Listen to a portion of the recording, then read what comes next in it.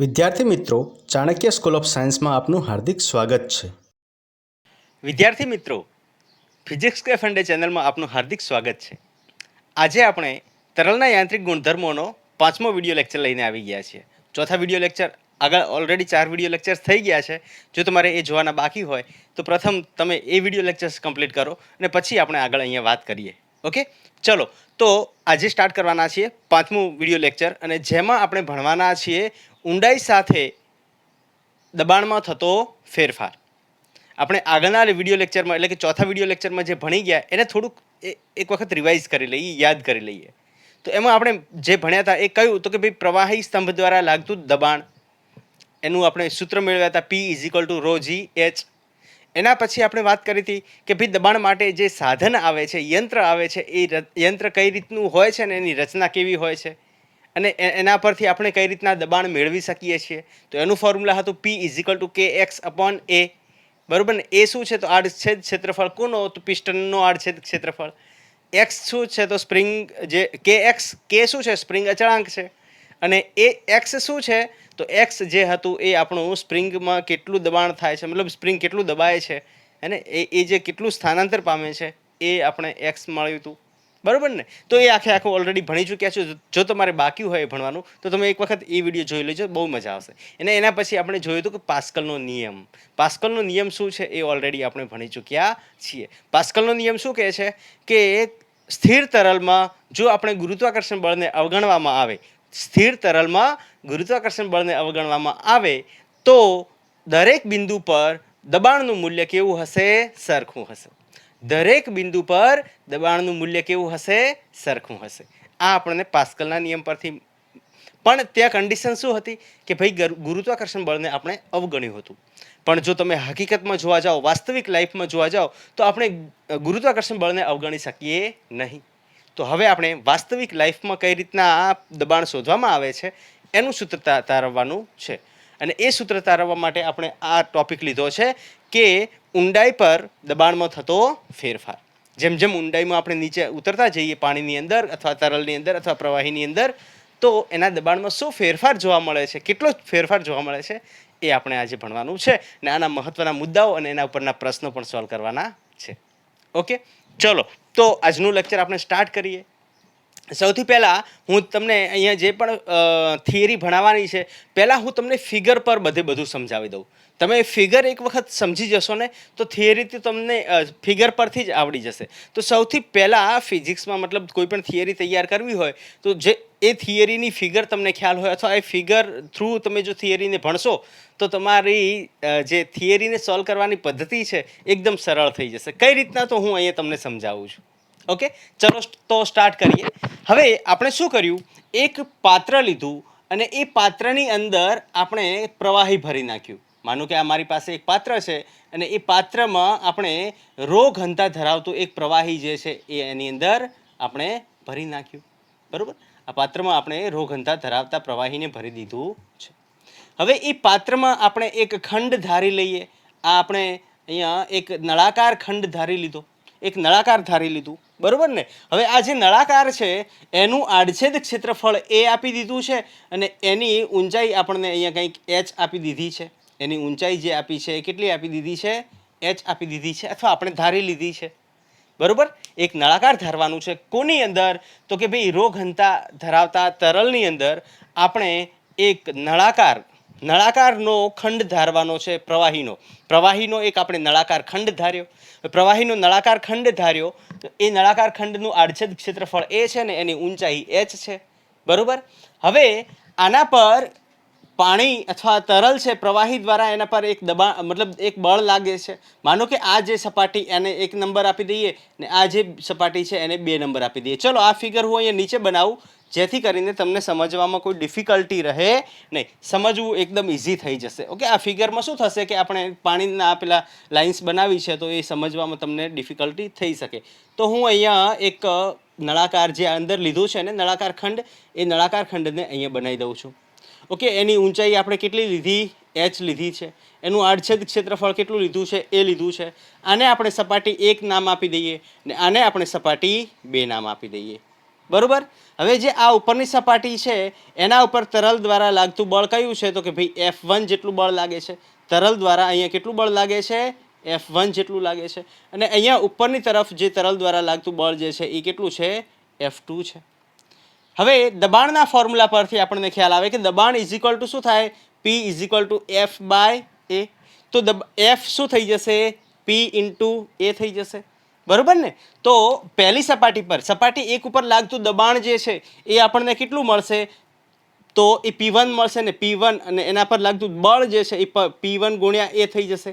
અહીંયા આપણે આ આડ ક્ષેત્રફળ અહીંયા લઈ લઈએ અને અહીંયા લાગતું નીચેની સપાટીથી ઉપરની તરફ લાગતું જે બળ છે એ કેટલું થઈ જશે? આપણે દબાણના સ્વરૂપે લાવીએ છીએ એટલા માટે P2 A થઈ જશે. બરોબર કે નહીં? હવે જુઓ આજે આપણો મતલબ આપણે આ જે ખંડ ધાર્યો છે, નળાકાર ખંડ જે ધાર્યો છે, નળાકાર આકારનો આપણે પ્રવાહીનો ખંડ જે ધાર્યો છે એનું કંઈક પોતાનું દળ હશે. એનું પોતાનું કંઈક દળ હશે.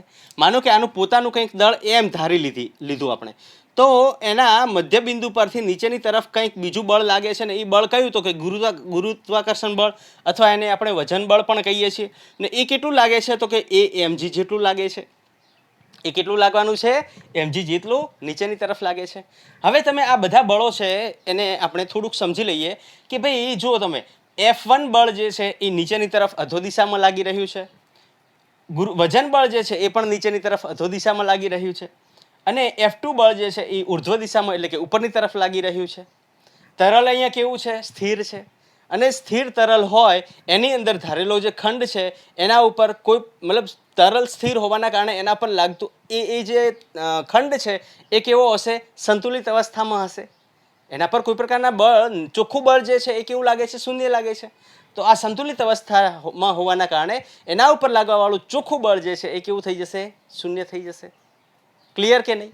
હવે ચોખ્ખું બળ જો આના પર લાગતું શૂન્ય થઈ જશે તો આના પર લાગતું ચોખ્ખું બળ જો શૂન્ય થઈ જશે તો એના જે ઉપરથી નીચેની તરફ લાગતા બળ અને નીચેથી ઉપર તરફ લાગતા બળના મૂલ્યો કેવા થઈ જશે? 0 થઈ જશે.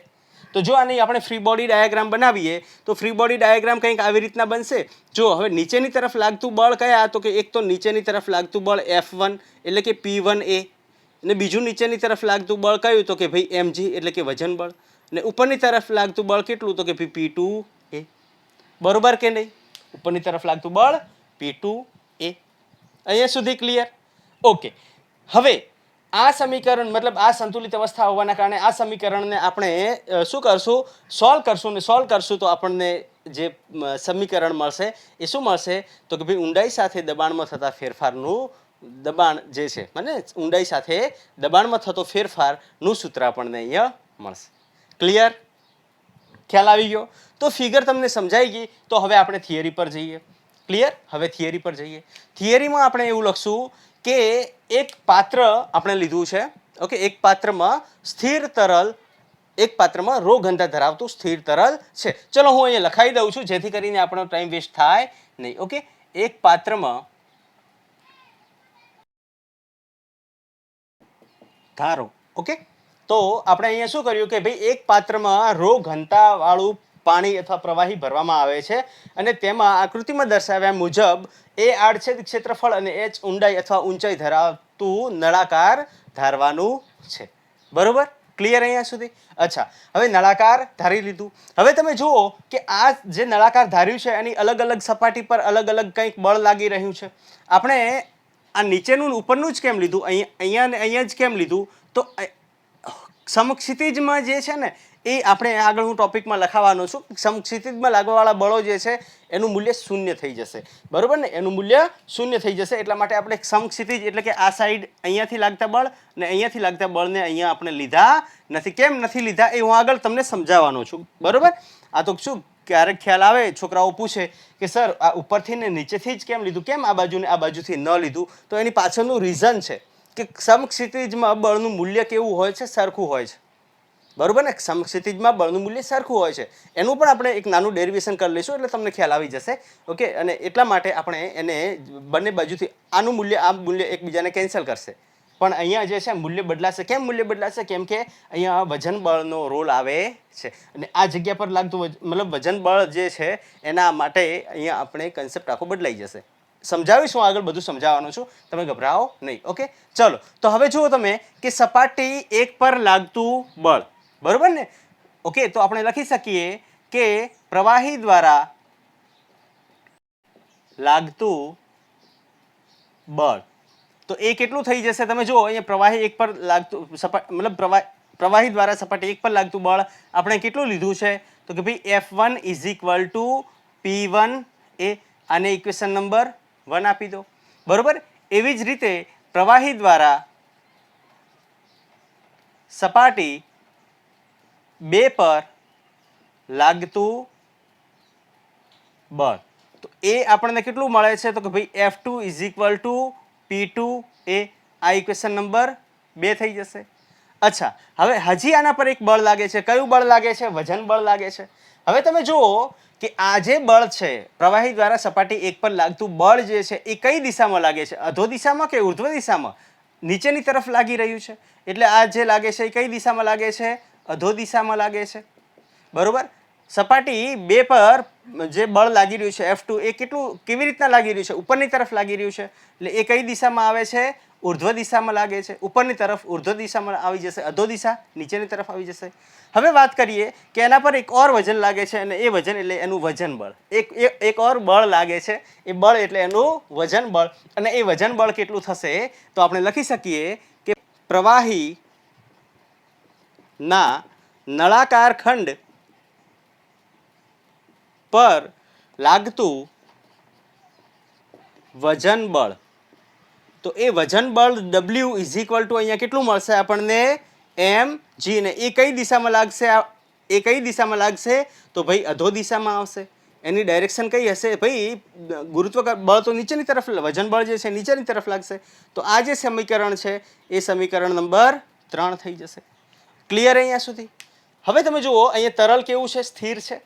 સ્થિર તરલ હોવાના કારણે એની અંદર આપણે જે ધારેલું નળાકાર છે એના ઉપર લાગવાવાળા બધા જ બળોનું મૂલ્ય મતલબ અહીંયા સંતુલિત અવસ્થા હોવાના કારણે બધા જ બળોના મૂલ્યનો સરવાળો શૂન્ય થશે, અથવા એના ઉપર લાગતું ચોખ્ખું બળ જે છે એ શૂન્ય થશે, બરોબર ને? માનો કે ઉપરથી વજન બળ, આ ઉપરથી લાગતું બળ વધી જાય તો ખંડ નીચેની તરફ જશે, નીચેવાળું વધી જાય તો ખંડ ઉપરની તરફ જશે. પણ અહીંયા તરલ કેવું છે? સ્થિર છે. સ્થિર હોવાના કારણે એના ઉપર લાગતા બધા બળોનો સરવાળો કેવો થશે? શૂન્ય થશે. એટલે અહીંયા સંતુલિત અવસ્થા હોવાના કારણે નેટ બળ એટલે કે ચોખ્ખું બળ જે લાગે છે કોના ઉપર? તો કે ભાઈ નળાકાર ખંડ ઉપર, એ કેવું થશે? 0 થશે. ક્લિયર? ઓકે, તો આપણે અહીંયા લખી શકીએ કે અહીં શૂન્ય થાય, બરોબર? ચોખ્ખું બળ કેવું થશે? શૂન્ય થાય, અથવા નળાકાર સંતુલિત અવસ્થા ધરાવે છે તેના પર લાગતું બળ શૂન્ય થાય, અથવા એમ પણ લખી શકાય કે નળાકાર સંતુલિત અવસ્થા ધરાવે છે. સંતુલિત અવસ્થા ધરાવે છે. તમને જે સારું લાગે તમે લખી શકો છો. ઓકે, હે ને? અહીં પ્રવાહી સ્થિર હોવાના કારણે નળાકાર પર લાગતું ચોખ્ખું બળ શૂન્ય થાય, અથવા એવી રીતના પણ તમે લખી શકો કે અહીં પ્રવાહી સ્થિર હોવાના કારણે નળાકાર સંતુલિત અવસ્થા ધરાવે છે. સંતુલિત અવસ્થા ધરાવવી એનો મતલબ જ એ થાય કે એના પર લાગતું ચોખ્ખું બળ જે છે એ શૂન્ય થાય છે, બરોબર કે નહીં? ઓકે, હવે તમે જુઓ કે આ સંતુલિત અવસ્થા ધરાવે છે તો ઉપર લાગતા બળો અને નીચે લાગતા, એટલે કે અધો દિશામાં લાગતા બળો અને ઉર્ધ્વ દિશામાં લાગતા બળો અને અધો દિશામાં લાગતા બળોના મૂલ્ય કેવા થશે? સરખા થશે, બરોબર કે નહીં? તો અથવા બધા બળોના નો સરવાળો શૂન્ય થશે. તો આપણે અહીંયા લખીએ કે અહીં સંતુલિત અવસ્થા હોવાના કારણે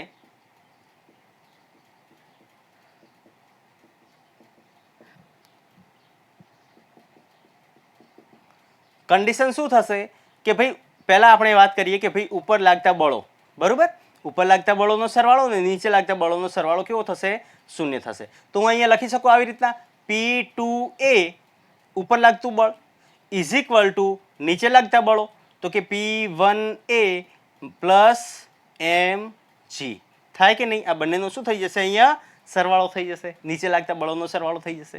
ક્લિયર કે નહીં? આપણે ઉપર લાગતું બળ જે છે એને અહીંયા લીધું છે તો એના જેટલું જ નીચે લાગતું બળ અહીંયા થશે, બરોબર? હવે આને આ બાજુ લઈ દો તો ભાઈ P2A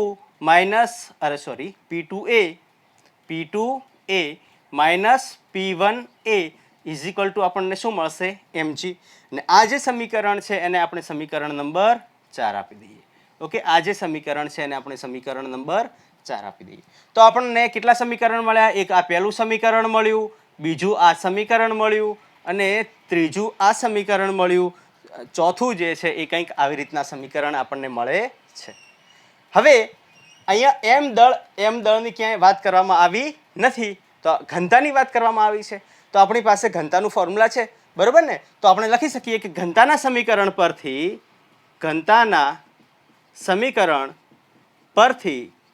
તમે શું લખી શકો કે ભાઈ rho is equal to M by V. કદ આપ્યું છે, નથી આપ્યું, તો કદને આપણે આડછેદ ક્ષેત્રફળ ગુણ્યા ઊંચાઈ લખી શકીએ. તો એ થશે એમ બાય એ એચ, અને એ જે આપે છે એ આપણને એમ આપશે, ને એમ કેટલો આવશે? રો એ એચ આપશે. આને ઇક્વેશન નંબર 5 આપી દો, અને ઇક્વેશન નંબર આપણે આપી દઈશું 5. બરોબર, એમની વેલ્યુ મળી ગઈ. હવે સમીકરણ 5 ને સમીકરણ 4 માં મૂકતા, અથવા સમીકરણ 4 અને 5 પરથી શું જોવા મળે છે તમે જોઈ લો. તો કે ભાઈ P2A minus P1A is equal two એમની જગ્યાએ રો એ એચ લખી દઉં, rho A h into g divide by g. અચ્છા, ડિવાઈડ બાય કંઈ છે નહીં. ઓકે, આ એઝ ઇટ ઇઝ. હવે તમે જુઓ કે આ એ અહીંયા શું થઈ જશે? કટ થઈ જશે. તો આપણને શું ફોર્મ્યુલા મળે છે? P2 minus P1 is equal to rho G H. આ ઇક્વેશન આપણને મળે છે. કયું ઇક્વેશન મળે છે? P2 minus P1 is equal to rho G H. બરોબર. તો આ આપણને ઊંડાઈ સાથે દબાણમાં થતો ફેરફાર. P2 માઇનસ P1 શું છે?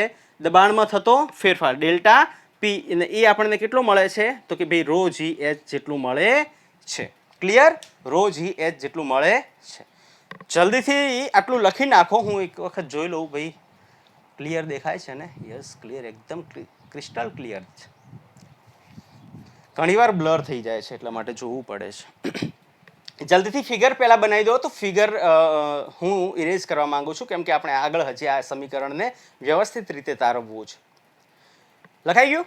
ઓકે, ચલો. તો હું આ જે છે એને ઇરેઝ કરી દઉં છું. આ ફિગરની હવે અહીંયા કોઈ જરૂર નથી. આ ઉપરની ફિગર ભલે રહી, પણ આ ફિગરની કોઈ જરૂર નથી. ઓકે, 5, આ ઇક્વેશન નંબર 5 અહીંયા આપી દઈએ. ઓકે, ચલો. હવે તમે અહીંયા જુઓ કે માનો કે અહીંયા જે છે ને, આ સપાટી 1 જે છે, એ સપાટી 1ને આપણે એક્ઝેક્ટ ક્યાં લઈ જઈએ? ઉપરની સપાટી પર લઈ જઈએ, અને નીચેની સપાટી ઉપર થશે થોડીક. બરોબર કે નહીં? મતલબ આ જે નળાકાર અહીંયા હતું એવું મેં ઉપર કરીને અહીંયા લાવી દીધું. મતલબ હવે તમે જુઓ કે અહીંયા P1 સપાટી, મતલબ જે છે એ એના પર લાગતું દબાણ જે છે એ વાતાવરણીય દબાણના બરાબર થઈ જશે. કેમ? કેમ કે આ સપાટી પર રહેલું જે દબાણ છે એ કયું દબાણ થશે? વાતાવરણીય દબાણ થશે. એને સપાટી જે મુક્ત સપાટી છે ઉપરની, એ મુક્ત સપાટી પર લાગતું દબાણ જે છે એ કોના દ્વારા લાગશે? વાતાવરણના દ્વારા લાગતું દબાણ છે. એટલા માટે એના પર લાગવાવાળું દબાણ જે છે એ વાતાવરણીય દબાણ હશે. બરોબર. તો આ વાતાવરણીય દબાણ એટલે કે અહીંયા P1 સપાટી, ઓકે, P1 સપાટી જે છે એ કોના બરાબર થઈ જશે? વાતાવરણીય દબાણના બરાબર થઈ જશે. અને અહીંયા P સપાટી તો આપણે એઝ ઇટ ઇઝ P જ રાખશું. ઓકે, P2 સપાટી છે એને આપણે દબાણ P સપાટી માની લઈએ.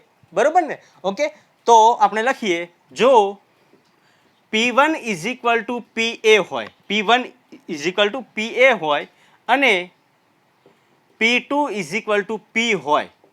બરોબર, આ કન્ડિશન હોય. આ કન્ડિશન હોવી, આનો મતલબ શું થયો કે પહેલી જે સપાટી હતી ને, આપણે આ પહેલી સપાટી જે છે એને મેં મુક્ત સપાટી, તરલની મુક્ત સપાટી પર લઈ ગયો છું, ને બીજી નીચેની સપાટી છે જેને આપણે P2 નામ આપ્યું છે એને P નામ આપી દઈએ. કેમ કે હવે P1 P2 નથી, હવે મુક્ત સપાટીથી ડાયરેક્ટ કોઈ ઊંડાઈ કહી દીધી છે. મુક્ત સપાટીથી ડાયરેક્ટ ઊંડાઈ પરનું અહીંયા વાત કરવામાં આવી છે. ઓકે, તો આ જે સમીકરણ આપણને મળે છે, સમીકરણ નંબર 6, તો સમીકરણ 6 કેવું થઈ જશે? તો નવું સમીકરણ જે મળશે એ આપણને કંઈક આવી રીતના મળશે. P2ની જગ્યાએ અહીંયા શું થઈ ગયું? P થઈ ગયું. P1ની જગ્યાએ માઇનસ PA થશે. PA is equal to rho G H થઈ જશે. ક્લિયર? અહીંયા સુધી ક્લિયર? તો આ જે છે આ આપણને મળશે દબાણમાં થતો ફેરફાર ઊંડાઈ સાથે. જેમ જેમ ઊંડાઈમાં આપણે અંદર જતા જશું તેમ તેમ દબાણનો થતો ફેરફાર આપણને આવી રીતના મળશે. ઓકે, મતલબ દબાણમાં થતો ફેરફાર ડેલ્ટા પી જે છે એ શું થઈ જશે? રો જી એચ થઈ જશે. ડેલ્ટા પી કોના બરાબર થઈ જશે? રો જી એચના બરાબર થઈ જશે. ક્લિયર? મતલબ દબાણમાં થતો ફેરફાર કોના પર આધાર રાખે છે? તો ઘનતા પર આધાર રાખે છે, ગુરુત્વ પ્રવેગ પર આધાર રાખે છે અને એચ ઊંડાઈ પર આધાર રાખે છે. ક્લિયર? તો જલ્દીથી લખી નાખો અને એના પછી આપણે આ જે સમીકરણ મળ્યું છે એને આલેખ સમજી લઈએ કે આના ઉપર આલેખ કેવી રીતનો બને છે. જલ્દીથી લખી નાખો. ચલો, લખાઈ ગયું? ચલો, હવે તમે જુઓ કે અહીંયા આ ઇક્વેશન જે આપણને મળ્યું ને, આ ઇક્વેશનમાં પી શું દર્શાવે છે, પી એ શું દર્શાવે છે, ઓકે, અને રો જી એચ આ શું દર્શાવે? આ દરેકના નામ છે. આ દરેકના કંઈક નામ છે. રો જી એચ વાળું નીચેવાળું દેખાશે કે કેમ? ઓકે, દેખાશે, વાંધો નથી. ઓકે, તો આ દરેકના નામ છે અને એ શું નામ છે એની આપણે વાત કરી લઈએ. પી જે છે એને આપણે નિરપેક્ષ દબાણ કહેવામાં આવે છે. કયું દબાણ કહેવામાં આવે છે? નિરપેક્ષ દબાણ કહેવામાં આવે છે. આ નામ યાદ રાખજો. પી એ જે છે એ વાતાવરણીય દબાણ થઈ જશે. એ કયું થઈ જશે? વાતાવરણીય દબાણ, જેને એટમોસ્ફેરિક પ્રેશર કહેવામાં આવે છે. વાતાવરણીય દબાણ. ક્લિયર?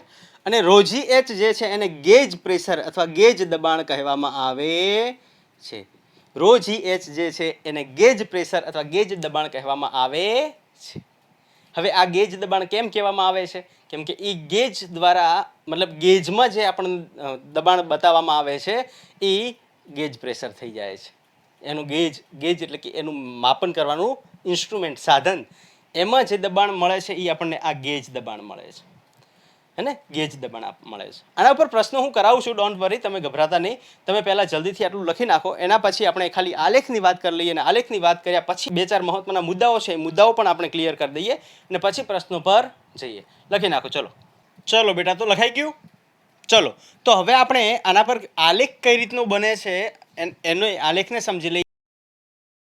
ઓકે, તો આપણને એક સમીકરણ મળ્યું અને એ સમીકરણ શું મળ્યું કે ભાઈ ઊંડાઈ સાથે દબાણમાં થતો ફેરફાર એટલે કે ડેલ્ટા પી જે આપણને મળે છે એ કંઈક આવી રીતના મળે છે રો જી એચના સ્વરૂપે. અને એ જે છે એને આપણે આવી રીતના પણ લખી શકીએ છીએ, P minus P A is equal to rho G H. આ આપણું એક મહત્વનું સમીકરણ મળ્યું. બરોબર? હવે આ જે મહત્વનું સમીકરણ મળ્યું છે તો એનો આલેખ કેવી રીતનો બનશે એની વાત આપણે કરીએ. ઓકે, તમને આ સમીકરણ પરથી આને થોડું રીઅરેન્જ કરીએ તો આવી રીતના લખાય, P is equal to P A plus rho G h, અથવા આને આવી રીતના લખાય, P is equal to rho G h plus P A. આવી રીતના લખાય.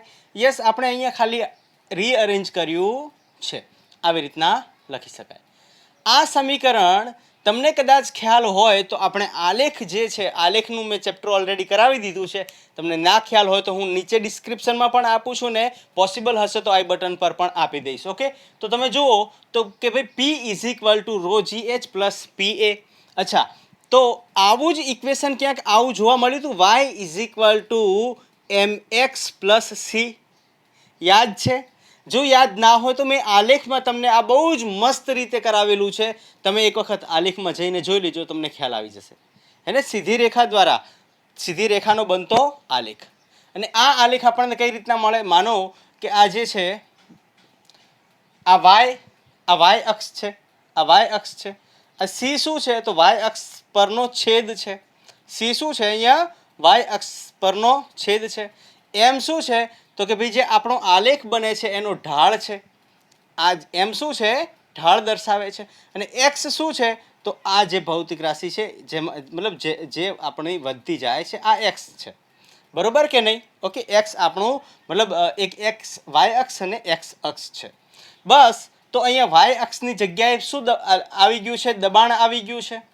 બરોબર? અચ્છા, અને તમે જુઓ કે અહીંયા એક્સની જગ્યાએ શું આવી ગયું છે? એચ આવી ગયું છે. તમે જુઓ અહીંયા વાયની જગ્યાએ શું આવી ગયું? પી આવી ગયું. રો જીની જગ્યાએ શું આવી ગયું? એમ. અને એમ શું આપે છે? ઢાળ. ઢાળ આપણને કઈ રીતના મળે? તો કે ટેન થીટાથી મળે. માનો કે આવી રીતના કંઈક આપણી પાસે અહીંયા આ એંગલ જે છે આ ઢાળ આપે છે અને ટેન થીટા આપણને શું આપે? ઢાળને. ઢાળ શું દર્શાવે? એમ. એમ એટલે કે ઢાળ શેનો મળે છે આપણને? રોજીનો મળે છે. એચ જે છે અહીંયા એક્સ કોના બરાબર છે? તો એચના બરાબર. અને એક્સ કોના બરાબર છે? એચના બરાબર. અને સી જે છે એ કોના બરાબર થઈ જાય છે? તો કે ભાઈ સી અહીંયા પી એના બરાબર, જે અચળ મૂલ્ય છે. પી એ શું છે? વાતાવરણીય દબાણ. અને વાતાવરણીય દબાણનું મૂલ્ય અચળ છે. 1.013 ગુણ્યા 10⁵ ન્યૂટન પર મીટરનો વર્ગ. બરોબર, એ અચળ મૂલ્ય છે. તો પી એ અહીંયા શું થઈ જશે? વાતાવરણીય દબાણ સી દર્શાવે છે. હવે તમે જુઓ અહીંયા રિલેશન્સ ખાલી જોઈ લો. હે ને, આનો મેં તમને રિલેશન સમજાવ્યું જેથી તમને ખ્યાલ આવે કે આનો આલેખ કેવી રીતનો બને. આનો આલેખ જે બનશે એ આના દ્વારા બનતો આલેખ જે છે એના જેવો જ બનશે. કઈ રીતના? તો મેં તમને અહીંયા બધી વેલ્યુ સમજાવી દીધી. હવે સી શું છે અથવા પી એ શું છે? તો સી જે છે ને એ વાય અક્ષ પરનો છેદ છે. તો પી એ જે છે એ કંઈક વેલ્યુ છે જે 0 નથી, પણ દબાણવાળું જે અક્ષ છે એના ઉપર કંઈક કોઈ જગ્યા પર એનું મૂલ્ય મળે છે. અને આનું મૂલ્ય જે છે પી એનું મૂલ્ય છે એ કેટલું છે? 1.013 ઇન્ટુ 10⁵ ન્યૂટન પર મીટરનો વર્ગ. બરોબર, આ મૂલ્ય છે. તો આનો આલેખ જે છે કંઈક આવી રીતના આપણને મળશે. બરોબર ને? માનો કે આ સમીકરણ પરથી તમને આલેખ બનાવવાની વાત કરે અથવા આ સમીકરણ પરનો આલેખ તમને કહે તો આલેખ આવી રીતના મળશે. બરોબર કે નહીં? ઓકે, તમને એમ કે ભાઈ આ જે સમીકરણ આપ્યું છે આ સમીકરણમાં રોજી શું દર્શાવે છે? તો એ આલેખનો ઢાળ દર્શાવે છે. ઓપ્શન્સ માનો તમને આપી દીધા હોય કંઈક એવી રીતના કે ભાઈ અહીંયા સમીકરણ P minus P A is equal to rho G h, એમાં રો જી શું દર્શાવે છે? તો એ આપણે કેવું હોય તો શું દર્શાવે છે? ઢાળ દર્શાવે છે. ક્લિયર? ઓકે, વાય અક્ષ આપણને વાય અક્ષ પર આપણે શું લઈ લીધું છે? દબાણ લઈ લીધું છે. રોજી આપણને એમ એટલે કે ઢાળ દર્શાવે છે. ઢાળ આપણને કેટલું મળશે? ટેન થીટાના સ્વરૂપે મળશે. બરોબર કે નહીં? માનો કે તમને કંઈક એંગલ આપી દીધો હોય અને કીધું હોય કે રોજીનું મૂલ્ય મેળવો અથવા રોનું મૂલ્ય મેળવો. તમને આના ઉપર પ્રશ્ન કેવી રીતના બને આપણે જસ્ટ પોસિબિલિટીઝ આપણે મેળવી લઈએ. અહીંયા માનો કે તમને થીટાનું એંગલ આપી દીધું છે, માનો કે 30 ડિગ્રી આપી દીધું છે. થીટા ઇઝિકલ ટુ શું કીધું છે? 30 ડિગ્રી છે.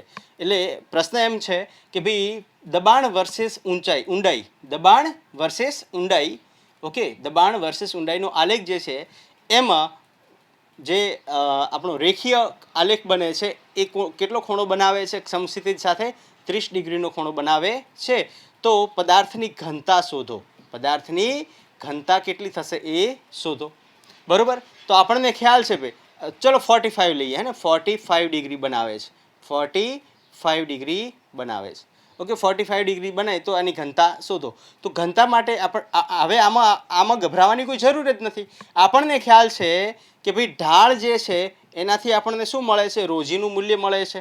ઢાળ શેનાથી? રોજી મતલબ રોજી શું દર્શાવે છે? ઢાળ દર્શાવે છે. ઢાળ કઈ રીતના મળશે? તો કે ટેન થીટાના મૂલ્ય પરથી આપણને શું મળે છે? ઢાળ મળે છે. અને એ કોના બરાબર થઈ જશે? રોજીના બરાબર થશે. હવે ટેન થીટા જે છે અહીંયા 45 આપ્યું એટલે એ 1 થઈ જશે. અને 10 1 થઈ જશે અને એ રોજીના બરાબર થઈ જશે. તો રો કેટલું થશે? Rho is equal to 1/g. Rho is equal to શું થઈ જશે? 1/g. 1/g એટલે ઘનતા આપણી જે મળશે એ કેટલી મળશે? 1/10 એટલે કે 0.1 kg પર મીટર ક્યુબ. 9.8 લો તો કંઈક વેલ્યુઝ પોઈન્ટમાં ચેન્જ થશે. બરોબર ને? તો આવી રીતના તમે ઘનતા મેળવી શકો છો આલેખ પરથી. તો આલેખ પરથી આ ટાઈપના પ્રશ્નો પૂછાઈ શકે છે.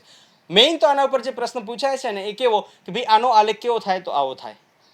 હવે આની અંદર ડીપમાં બહુ જાય એવું મને નથી લાગતું કે બહુ ડીપમાં જશે, પણ આપણી તરફથી પોસિબિલિટીઝ બધી ચેક કરીને રાખવાની. ઓકે, તો આવી રીતના આપણને એનો આલેખ મળી જશે. બરોબર ને? તો આ જે સમીકરણ આપણને મળ્યું એનો આલેખ જે છે એ કંઈક આવી રીતના મળશે. ક્લિયર? ચલો જલ્દી લખી નાખો. એના પછી મહત્વના મુદ્દાઓ છે જેના ઉપર આપણે વાત કરવા જઈ રહ્યા છીએ. ચલો જલ્દીથી લખી નાખો. પહેલા લખાઈ ગયું? ઓકે, તો હું આને ઇરેઝ કરું છું અને આપણે આગળ વાત કરીએ. ચલો તો હવે આપણે વાત કરી લઈએ મહત્વના મુદ્દાઓ. મહત્વના મુદ્દાઓ જે છે ને એ તમે ખાસ નોટ કરીને રાખજો, બહુ જ મહત્વના છે. આના ઉપર બહુ સારા સારા પ્રશ્નો, નીટના લેવલના પ્રશ્નો પૂછાઈ શકે એવા છે. તો આ મહત્વના જે મુદ્દાઓ છે ને નીટ પોઈન્ટ ઓફ વ્યૂ બહુ જ સારા અને ઇમ્પોર્ટન્ટ છે. બરાબર, ઇમ્પોર્ટન્ટ નોટ્સ અથવા પોઈન્ટ્સ, ઓકે, જેને આપણે ગુજરાતીમાં શું કહીએ છીએ? મહત્વના મુદ્દાઓ.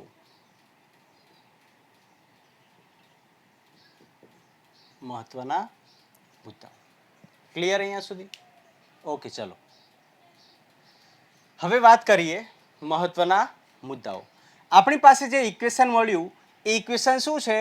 પી minus P A is equal to rho G h. ઘણી જગ્યાએ વાતાવરણીય દબાણ જે છે ને એને પી નોટ એટલે કે પી ઝીરોથી પણ દર્શાવવામાં આવે છે. તો પી નોટ પણ લખેલું હોય છે ઘણી જગ્યાએ, અને પી એ ઘણી જગ્યાએ લખેલું હોય છે. આપણી એનસીઆરટી બુક જે છે એમાં પી નોટની જગ્યાએ પી એ લખેલું છે. ઘણી બુકોમાં પી નોટ લખેલું હોય છે. તો ગભરાવું નહીં, પી ઝીરો દેખીને ગભરાઈ જવું નહીં, હે ને. ઘણી જગ્યાએ પી નોટ લખેલું હોય છે, તો ગભરાવાની જરૂર નથી, વાતાવરણીય દબાણ જ છે. હવે તમે જુઓ અહીંયા પહેલો મુદ્દો શું છે? જો એચનું મૂલ્ય શૂન્ય હોય, જો એચનું મૂલ્ય શૂન્ય હોય તો શું થશે? જો એચનું મૂલ્ય શૂન્ય હોય તો અહીંયા તમે જોઈ શકો કે પી કોના બરાબર થઈ જશે? પી એના બરાબર થઈ જશે. બરોબર ને? ખબર પડી કે ના પડી? એચનું મૂલ્ય શૂન્ય હોય તો પી કોના બરાબર થશે? પી એના બરાબર થઈ જશે. કઈ રીતના? માનો કે આપણી પાસે આ પાત્ર છે ને પાત્રમાં પાણી ભરેલું છે. એચનું મૂલ્ય શૂન્ય, એનો મતલબ શું થયો? કે આપણે માત્ર ને માત્ર અહીંયા મુક્ત સપાટી પર જ છીએ, હજી મુક્ત સપાટીથી અંદર ગયા નથી. બરોબર ને? મુક્ત સપાટીથી અંદર ગયા નથી. આપણે ક્યાં છીએ? તો કે સપાટી ઉપર જ છીએ. હવે સપાટી ઉપર જે દબાણ હોય છે, દબાણનું મૂલ્ય કોના બરાબર હોય છે? તો ભાઈ વાતાવરણીય દબાણના બરાબર હોય છે, એટમોસ્ફેરિક પ્રેશરના બરાબર હોય છે. ક્લિયર કે નહીં? ઓકે, તો આની અંદર તમે બીજો પોઈન્ટ, તમારે જો આ આકૃતિ બનાવવી હોય તો બનાવી દેજો, તમારા માટે સારું રહેશે. બરાબર, તો આની અંદર પોઈન્ટ તમારે જો લખવો હોય તો લખી શકાય કે જો હાઇટ 0 હોય અને 0 હોય તો પી કોના બરાબર થશે? પી એના બરાબર. એટલે કે હવે તો અહીંયા ગુરુત્વાકર્ષણ બળની હેઠળ વાત કરવામાં આવી. અહીંયા હજી આપણે જીનું મૂલ્ય 0 કર્યું નથી. આ જગ્યા પર ગુરુત્વાકર્ષણ બળને આપણે લઈ લીધું છે. તો લખીએ અહીંયા કે ગુરુત્વાકર્ષણ બળની હેઠળ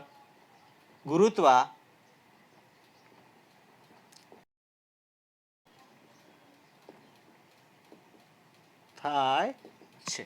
બરોબર, ગુરુત્વાકર્ષણ બળની હેઠળ તરલની સપાટી પર લાગતું દબાણ એ વાતાવરણીય દબાણ જેટલું થાય છે. આ કન્ડિશન થઈ. બરોબર, ચલો હવે વાત કરીએ બીજા પોઈન્ટની. બીજો પોઈન્ટ શું કહે છે?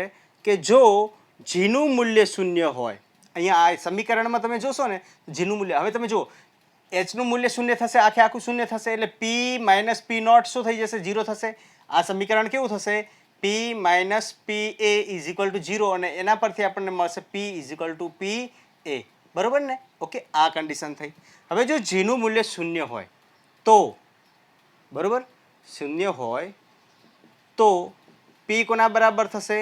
પી એના બરાબર જ થવાનું છે અહીંયા પણ અહીંયા કન્ડિશન કેવી થઈ જશે? અહીંયા વાત એવી થઈ જશે કે ભાઈ ગુરુત્વાકર્ષણ બળની અસર નાબૂદ થશે, હે ને. અહીંયા ગુરુત્વાકર્ષણ બળની અસર રહેશે નહીં.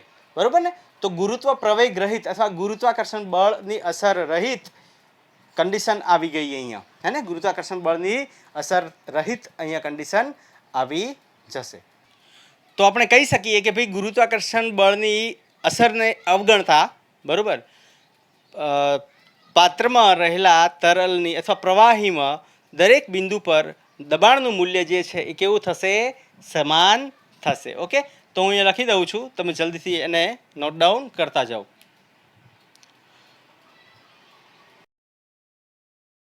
સમાન થશે.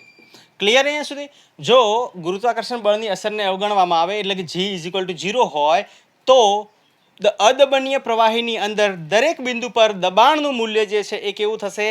સરખું થશે. ક્લિયર? દબાણનું મૂલ્ય દરેક બિંદુ પર કેવું થશે? સરખું થશે. ક્લિયર અહીંયા સુધી? ચલો ભાઈ, તો નેક્સ્ટ આપણો મુદ્દો આપણે લઈ લઈએ. નેક્સ્ટ મુદ્દો જે છે, તો આપણે મુદ્દો લખી દઈએ ત્રીજા નંબરનો મુદ્દો કે પ્રવાહીની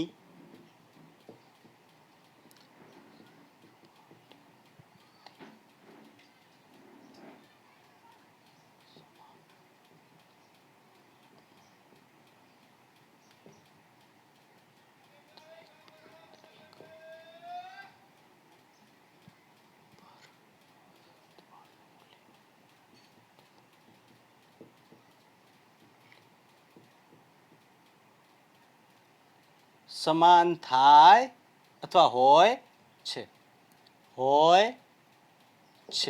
ક્લિયર. પ્રવાહીની સપાટીની સમાન ઊંડાઈએ દરેક બિંદુ પર દબાણનું મૂલ્ય કેવું હોય છે? સમાન હોય છે. ચલો આને સમજીએ કઈ રીતના. માનો કે આપણી પાસે અહીંયા કંઈક તરલ લીધું છે, બરોબર. હવે આ તરલ જે છે આ સપાટી છે, સપાટી પરનું દબાણ કેટલું થાય? PA થાય, બરોબર. પણ માનો કે સપાટીની અમુક ઊંડાઈ એટલે કે H ઊંડાઈ પર ગયા. H ઊંડાઈ પર અહીંયા રહેલા દરેક બિંદુ પરનું દબાણ કેવું થશે? સરખું થશે. જો આપણે આને પ્રૂફ કરવું હોય તો કઈ રીતના કરીએ? તો અહીંયા આપણે એક નળાકાર લઈ લઈએ, આવી રીતના સમક્ષિતિજ નળાકાર લઈ લીધો. હવે સમક્ષિતિજ નળાકાર લીધો તો તમે જોઈ શકો કે આ સમક્ષિતિજ નળાકાર જે છે એના આ સપાટી પરથી બળ લાગશે એ F1 લાગશે, આ સપાટી પરથી લાગતું બળ જે છે એ F2 લાગવાનું છે, બરોબર. બંનેની ઊંડાઈ મતલબ હાઈટ જે છે એ બંનેની કેવી છે? અહીંયા સરખી છે. હવે તમે જુઓ કે તરલ કેવું છે? અહીંયા સ્થિર છે. સ્થિર તરલ હોવાના કારણે એનો પ્રવેગ કેવો થશે? શૂન્ય થશે. પ્રવેગ શૂન્ય એટલે કે એના પર લાગતું ચોખ્ખું બળ જે છે, નેટ બળ જે છે એ કેવું થઈ જશે? શૂન્ય થશે. ચોખ્ખું બળ કેવું થઈ જશે? શૂન્ય થઈ જશે. હવે તમે અહીંયાથી જોઈ શકો છો તો કે ભાઈ આને હું પ્રેશરના સ્વરૂપે લખું તો F1 કોના બરાબર થશે? P1 A ના બરાબર થશે. F2 કોના બરાબર થશે? P2 A ના બરાબર થશે, બરોબર કે નહીં? બળને આપણે દબાણના સ્વરૂપે લખીશું તો આવી રીતના કંઈક મળશે. તો અહીંયાથી તમને મળશે કે ભાઈ F1 માઇનસ F2. કેમ માઇનસ? F1 જો આ બાજુ લાગતું, F2 ઓપોઝિટ ડાયરેક્શનમાં ઇઝ ઇક્વલ ટુ શું થઈ જશે? 0 થઈ જશે. એનો મતલબ કે P1 A minus P2 A એ પણ શું થઈ જશે? 0 થઈ જશે. અને P1 A is equal two P2 A થશે. અને અહીંયા એ આડછેદ ક્ષેત્રફળ સમાન છે ને, આપણે નળાકાર ધાર્યું છે.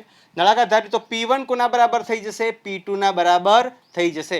એટલે કે સમક્ષિતિજ, તમે જુઓ સમક્ષિતિજ પર દરેક બિંદુ અને અમુક ઊંડાઈ એ ચોક્કસ હાઈટ તમને આપી દીધી છે, બરોબર ને? ચોક્કસ હાઈટ તમને આપી દીધી છે. આ જગ્યા પર જો દબાણ P હોય તો આ જગ્યા પર પણ દબાણ કેટલું થશે? P થશે. મતલબ દરેક બિંદુ પર સમક્ષિતિજ રહેલ દરેક બિંદુ પર શું થશે? દબાણનું મૂલ્ય સરખું થશે, બરોબર ને? અહીંયા લખો તો લખી દો, સમક્ષિતિજ રહેલ દરેક બિંદુ પર શેમાં? પ્રવાહીમાં સમક્ષિતિજ રહેલ દરેક બિંદુ પર દબાણ એક સરખું લાગશે, બરોબર કે નહીં? પ્રવાહીમાં સમક્ષિતિજ રહેલ દરેક બિંદુ પર દબાણ જે છે એ કેવું લાગશે? એક સરખું લાગશે. તો આ થઈ જશે આપણો ત્રીજો પોઈન્ટ. હવે વાત કરીએ ચોથા પોઈન્ટની. ચોથો પોઈન્ટ શું કહે છે કે ભાઈ પાત્ર કે વાસણ એટલે કે આપણે વાત કરીએ કે ભાઈ દબાણનું મૂલ્ય જે છે એ પાત્ર કે વાસણના આકાર પર આધાર રાખતું નથી. સમજીએ કઈ રીતના. ચોથો પોઈન્ટ જે છે, દબાણ પ્રવાહી દ્વારા લાગતું દબાણ, હે ને? પ્રવાહી દ્વારા લાગતું જે દબાણ છે, માનો કે કોઈ ઊંડાઈ પર આપણે દબાણની વાત કરીએ છીએ, દબાણ પાત્રના આકાર પર આધાર રાખતું નથી, બરોબર. દબાણ જે છે એ પાત્રના આકાર પર આધાર રાખતું નથી. હવે આને કઈ રીતના સમજશું? તો પહેલાં તમે આને હું સમજાવું એના માટે મારે આ જગ્યા જોઈશે. તો પહેલાં તમે આને જે છે ઇરેઝ કરી દો. તમે આને લખી નાખો. ઇરેઝ ક્યાં કરવાનું છે? હું ઇરેઝ કરીશ અહીંયા. ઓકે, તમે પહેલાં લખી નાખો, એના પછી હું એને ઇરેઝ કરીને તમને સમજાવી દઉં આખી થિયરી. લખાઈ ગયું ને? ઓકે, તો આને ઇરેઝ કરું છું. ચલો, દબાણ પાત્રના આકાર પર આધાર રાખતું નથી. મહત્વનો પોઈન્ટ છે. આના ઉપર નીટના પ્રશ્નો પણ હમણાં કરવાના છે. ઓકે, હમણાં અથવા નેક્સ્ટ વિડીયો લેક્ચરમાં આપણે કરી લઈશું. એનું ગભરાવાની જરૂર નથી, પ્રશ્નો થશે. ચલો ભાઈ, માનો કે આ આપણે એક ઈ ટાઈપનો આકાર બનાવ્યો જે આવી રીતનો છે કંઈક. વાહ, કેટલો મસ્ત બન્યો છે. ફરીથી બનાવો. ચલો તો આ ફિગર કંઈક આપી દીધી છે આવી રીતના. ઓકે, હવે તમે જુઓ કે પાત્રના આકાર પર આધાર રાખતું નથી, એને આપણે પ્રૂફ કરવાનું છે. માનો કે આ જે છે આપણી સપાટી 1 છે, બરોબર, અને આ જે છે એની સપાટી 2 છે. આ સપાટી આપણે તરલની અંદર લીધી છે, બરોબર ને, આ સપાટી આપણે તરલની અંદર લીધી છે. અને આ જે સપાટી 1 અને 2 જે છે એની કુલ ઊંડાઈ આપણને h આપી દીધી છે. કુલ ઊંડાઈ કેટલી આપી દીધી છે? h આપી દીધી છે. પણ અહીંયા આકાર કંઈક અલગ છે. અહીંયા આકાર કેવો છે? કંઈક અલગ છે. પહેલા આપણે જોયું કે ભાઈ પહેલા તો આપણે ડાયરેક્ટ જે આગળ આપણે સ્તંભ દ્વારા લાગતું દબાણ બળ જે છે એનું ફોર્મ્યુલા P = ρgh આપણે મેળવ્યું હતું. પણ એમાં કન્ડિશન કેવી હતી કે અહીંયા જે પ્રવાહી છે એનો જે પ્રવાહીનો સ્તંભ છે અહીંયા, બરોબર, એનો આકાર જે છે એક ફિક્સ આકાર હતો, નળાકાર જેવો આકાર હતો. પણ અહીંયા આકાર જે છે એ બદલાઈ ગયો છે. તો શું આકાર બદલવાથી એના દબાણમાં કોઈ ફેરફાર જોવા મળે છે કે નથી મળતો એ આપણે જોઈ લઈએ. ચલો ભાઈ, આ સપાટી પર લાગતું દબાણ અથવા અહીંયા લાગતું દબાણ જે છે એને આપણે P1 માની લઈએ, બરોબર. હવે એક આ જગ્યા પર બિંદુ લઈ લઈએ જ્યાં દબાણ કેટલું મળે આપણને? P મળે છે. આ જગ્યા પર દબાણ કેટલું મળે છે? P. અને એને સમક્ષિતિજ એક આ જગ્યા પર બિંદુ લઈ લઈએ. હવે આપણે હાલ જ ભણ્યા આની આગળ કે સમક્ષિતિજ રહેલા દરેક બિંદુ પર દબાણનું મૂલ્ય કેવું લાગશે? સરખું લાગશે. એટલે કે તમે જુઓ, એક અહીંયા નાનો નળાકાર બનાવી દો, એક અહીંયા તમે નાનો નળાકાર બનાવી દો, એક અહીંયા આવી રીતના આડો નાનો નળાકાર બનાવી દો, બરોબર, અને એક અહીંયા તમે એક નળાકાર બનાવી દો. અને અહીંયા જે છે પ્રેશર જે છે કેટલું છે? P2 જેટલું છે. ક્લિયર અહીંયા સુધી? ઓકે, આ હાઈટ જે છે એને હું આ બાજુ લઈ લઉં જેથી કરીને આ બાજુ આપણને થિયરી લખવામાં ફાવે. હવે તમે જુઓ કે ભાઈ અહીંયા જે દબાણ મતલબ આ પોઈન્ટ પર દબાણ, આને માનો કે આપણે A પોઈન્ટ આપી દઈએ, આને B પોઈન્ટ આપી દઈએ, આને C પોઈન્ટ આપી દઈએ અને આ D પોઈન્ટ આપી દઈએ. B બિંદુ પરનું દબાણ કેટલું થશે? તો B બિંદુ પર દબાણ કેટલું થશે? B બિંદુ પર મળતું દબાણ, B બિંદુ પર દબાણ એ કેટલું થશે? તો અહીંયા ડાયરેક્ટ આપણે આ નિયમ લગાવી દઈએ. ભાઈ અહીંયા કેટલું છે? P minus P1 = ρgh. Okay, આની અંદર માનો કે આપણે h, આ જે હાઈટ છે આને આપણે h1 માની લઈએ. આ જે નળાકાર લીધું છે એની હાઈટ આપણે h1 માની લઈએ. તો આ h1 થઈ જશે. B બિંદુ પર આપણને દબાણ મળી ગયું. તો P = શું મળશે આપણને? ρgh1 plus P1. P = આપણને શું મળશે? ρgh1 plus P1. ક્લિયર અહીંયા સુધી? ઓકે, ચલો હવે આને ઇક્વેશન નંબર 1 આપી દઈએ. હવે તમે જુઓ કે B અને C બિંદુ પર દબાણ અહીંયા સમક્ષિતિજ હોવાના કારણે કેવું થશે? સરખું થશે. એટલે કે આ C પર પણ દબાણ કેવું થઈ જશે? P થઈ જશે. અહીં B અને C બિંદુ સમક્ષિતિજ હોવાના કારણે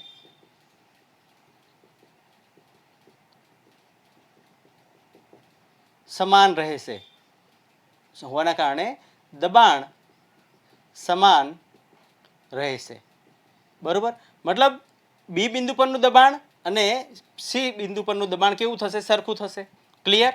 હવે આ ત્રીજા પોઈન્ટ, આ પહેલો પોઈન્ટ આપણો પતી ગયો, આ બીજો પોઈન્ટ આપણો પતી ગયો. હવે ત્રીજા પોઈન્ટ પર આવીએ. આ હાઈટ જે છે આપણે h2 માની લઈએ, બરોબર. તો અહીંયા કેટલું થશે? તો કે ભાઈ P2 માઇનસ P, આ P હશે ને અહીંયા, = શું મળશે આપણને? ρgh1 મળશે. ρgh1 મળશે. ક્લિયર કે નહીં અહીંયા સુધી? આને આપણે ઇક્વેશન નંબર 1 આપી દઈએ ને, આને ઇક્વેશન નંબર, આ ઇક્વેશન બનાવવાની કોઈ જરૂર નથી, પછી આગળ રીઅરેન્જ કરીને બનાવી દઈશું. જો તમે લખી નાખ્યું હોય તો ભલે રહ્યું, ના લખ્યું હોય તો કોઈ જરૂર નથી અત્યારે. ઓકે, હવે તમે જુઓ કે અહીંયા P નું મૂલ્ય આપણને મળ્યું છે. અરે અહીંયા બરોબર જ હતું ને, સોરી, હા, P = ρgh1 પ્લસ P1.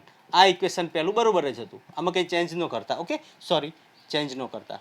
હવે આ P નું મૂલ્ય આની અંદર મૂકી દો. સમીકરણ આને આપણે 2 આપી દઈએ. સમીકરણ 1 ને સમીકરણ 2 માં મૂકતા તો એ આપણને શું મળે છે? જુઓ ભાઈ, P = આની અંદર વેલ્યુ મૂકો P2, બરોબર. P ની જગ્યાએ minus ρgh1 plus P1 = ρgh2. અહીંયા H2 થશે, અહીંયા H2 થશે, બરાબર. તો P2 minus rho G H1 minus P1 is equal to rho G H2, અને આ બાજુ લઈ જશો તો P2 minus P1 is equal to rho G H2 minus rho G H1 થઈ જશે. ક્લિયર કે નહીં? હવે સોરી, આ બાજુ જશે એટલે આ ધન થઈ જશે, પ્લસ થઈ જશે, આ પ્લસ થઈ જશે. અચ્છા, અને આ બાજુ લખીએ તો P2 minus P1 is equal to rho g. હવે તમે જુઓ, રો જીને કોન્સ્ટન્ટ લઈ લો, રો જીને કોન્સ્ટન્ટ લઈ લો, અને H1 પ્લસ H2 થશે, અહીંયા H1 પ્લસ H2 થઈ જશે. હવે H1 પ્લસ H2 આપણને શું મળે છે? અહીંયા આ Hનું મૂલ્ય H1 પ્લસ H2 ના બરાબર થાય છે. આ H1 પ્લસ H2 એ આપણને શું આપે? H આપે, બરાબર. તો આને આપણે આવી રીતના લખી શકીએ, P2 minus P1 is equal to rho G H થઈ જશે. ઓકે, અને આ જ સમીકરણ તમે ડાયરેક્ટ પણ લાવી શકતા હતા. અહીંયા પ્રેશર P2 છે, અહીંયા પ્રેશર P1 છે, એની હાઇટ H છે, તો P2 minus P1 is equal to rho G H થઈ શકતો હતો. પણ અહીંયા આકાર બદલાતો હતો, એટલા માટે આપણે આ સમીકરણને થોડું સમજ્યા. ક્લિયર કે નહીં? ઓકે, તો જલ્દીથી લખી નાખો. એના પછી એક છેલ્લો ટોપિક છે, ને એ છેલ્લા ટોપિક પછી પ્રશ્નો જો થશે તો આ લેક્ચરમાં કરશું, નહીં તો નેક્સ્ટ લેક્ચરમાં કરશું, પછી લેન્ધી થઈ જશે, એટલા માટે લખી નાખો. ચલો જલ્દી. તો ચલો હવે નેક્સ્ટ પોઈન્ટ આપણો આવી ગયો, 5મો પોઈન્ટ. હવે અહીંયા મહત્વનો પોઈન્ટ છે, અને આના ઉપર એક બે પ્રશ્નો એવા ટ્વિસ્ટ કરીને પૂછાયેલા છે કે જેમાં છોકરાઓ બહુ કન્ફ્યુઝ થયેલા છે. તો પહેલાં હું પોઈન્ટ સમજાવું છું, અને જે પ્રશ્નોનો વિડીયો લેક્ચર હું અલગથી પાછળથી બનાવું છું. ઓકે, અલગથી બનાવશું. તો પહેલાં આપણે આ ટોપિકને સમજી લઈએ. ક્લિયર? ચલો ભાઈ, અહીંયા શું કીધું છે કે ભાઈ P માઇનસ PA નું મૂલ્ય, એટલે કે ડેલ્ટા Pનું મૂલ્ય, એટલે કે દબાણમાં થતો ફેરફારનું મૂલ્ય એમ, એટલે કે દળ પર આધાર રાખતું નથી. દળ પર આધાર રાખતું નથી, પરંતુ વજન પર આધાર રાખે છે. વજન પર આધાર રાખે છે. દળ પર આધાર રાખતું નથી, પરંતુ એ વજન પર આધાર રાખે છે. કઈ રીતના? તો એ આપણે સમજી લઈએ. હવે જુઓ, P minus PA is equal to આપણને ફોર્મ્યુલા શું મળ્યું? રો જી એચ. હું શું કરું છું? આને એચ, તમે જુઓ અહીંયા ક્યાંય દળ દર્શાવ્યું છે? નથી દર્શાવ્યું. તો હું આને એ વડે ગુણી નાખું છું, ને એ વડે ભાગી નાખું છું. તો આ ઇક્વેશન શું થશે? Rho G h A by A. હવે આ એચ એ શું આપશે? આપણને કદ આપશે. તો rho g into V by A થશે. થાય કે ન થાય? અચ્છા, હવે તમે જુઓ કે આ રો જીની જગ્યાએ રો વી જી લખું હું, રો વી જી. હવે ઘનતાનું ફોર્મ્યુલા શું હતું આપણી પાસે? ઘનતાનું કંઈક ફોર્મ્યુલા હતું. શું હતું? Rho is equal to M by V, બરોબર. તો એમ ઇઝ ઇક્વલ ટુ શું થશે? રો વી થશે. તો આ સમીકરણ શું થઈ જશે? રો વીની જગ્યાએ હું એમ મૂકી દઈશ, તો એમ જી બાય એ થઈ જશે. ક્લિયર કે નહીં? ક્લિયર કે નહીં? ઓકે, તો આ જે ફોર્મ્યુલા મળશે આપણને P માઇનસ PA એ કોના પર આધાર રાખે છે? તો હવે આ જે છે W બાય એ લખી શકાય કે ન લખી શકાય? યસ, ઓબ્વિયસલી લખી શકાય, બરોબર કે નહીં? ઓકે, તો આ સમીકરણ જે છે એ કેવું થઈ જશે કે ભાઈ P માઇનસ PA નું મૂલ્ય દળ પર આધાર રાખતું નથી, પણ તેના વજન પર આધાર રાખે છે. તેના વજન પર આધાર રાખે છે. ક્લિયર કે નહીં? ઓકે, તો આ જે સમીકરણ છે એને તમે આવી રીતના પણ લખી શકો છો કે P minus is equal to PA plus W by A. આ એને રીઅરેન્જ કરીને તમે લખી શકો છો. સમજાઈ ગયું કે નહીં? ઓકે, તો આ ઇક્વેશન્સ તમારે યાદ રાખવાનું છે. જલ્દીથી લખી નાખો. લખાઈ ગયું?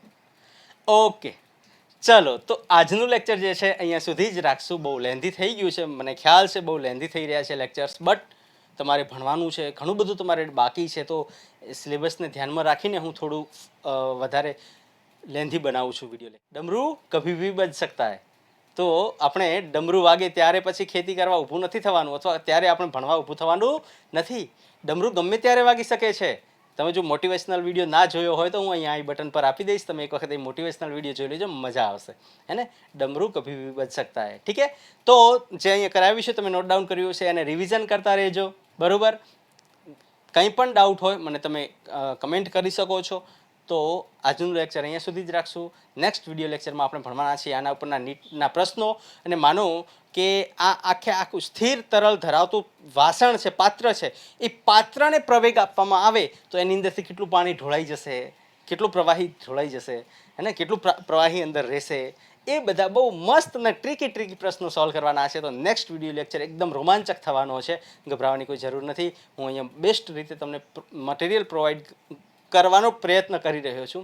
જોઈએ કેટલું સારું મટીરિયલ બને છે, એટલું સારું તમારા માટે છે અને મારા માટે પણ છે. ઓકે, તો તમારી તબિયત સાચવજો, વાંચતા રહેજો, રિવિઝન કરતા રહેજો. ડમरू કભી ભી બજ સકતા હૈ. ઓકે, ટાર્ગેટ આપણો નીટ 2021 છે, તો એને ધ્યાનમાં લઈ ને આપણે ભણવાનું છે. ઓકે, ચલો, ઓલ ધ બેસ્ટ.